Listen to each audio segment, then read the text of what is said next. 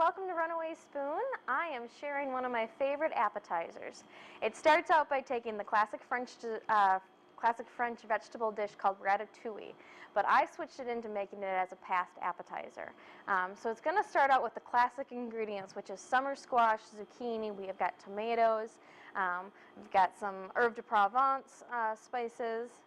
But what we're going to do right off the bat is just thinly slice the vegetables, which would be just like you were making the actual ratatouille dish. You want them as thin as you can slice them, but you don't have to stress about them if they're not an eighth of an inch or so. And then we're going to take a yellow squash and do the same thing with it.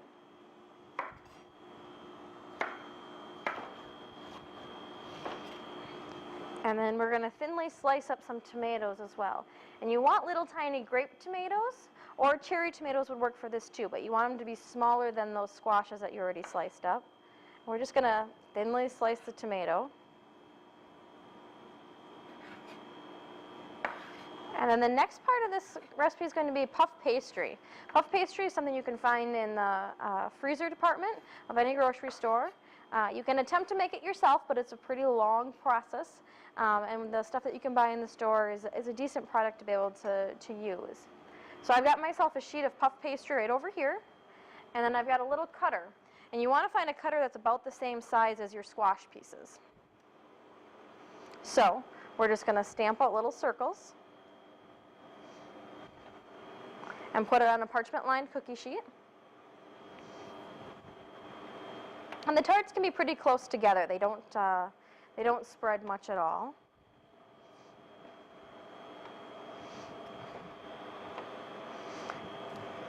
All right. So you've got the discs all spread out onto your cookie sheet. And now comes the time to assemble them. And you take a zucchini and a summer squash and you stack them on top of each other. If you're having a tailgating party and you need a Packer-themed appetizer, you've got the colors going on right here. And it doesn't matter if you want to do the zucchini down first and the squash on top. Either or will work for you.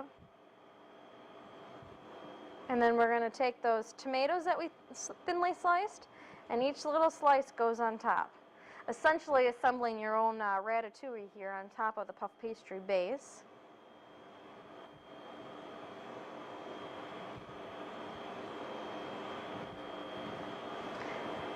And then the next step you're going to want to do is have a couple tablespoons of melted butter, and you're going to spoon them over each individual one. These are something that you could assemble in the morning and bake in the afternoon. They don't hold overnight for you, but you could definitely keep them in the fridge for about 12 hours. Again, getting things out of the way early so you can have time to enjoy when your guests come. Butter on top. Now we need to add a pinch of salt. And remember, you haven't done any seasoning so far, so you want to make sure to definitely heavily season the tops of these tarts. And then cracked pepper. And the last spice to add is very common to ratatouille. It's a French spice called herbe de Provence. You can find it typically in any store. If you couldn't find it, you could substitute Italian seasoning, or some dried basil and oregano would be just fine. We're just going to sprinkle that over the tops of these.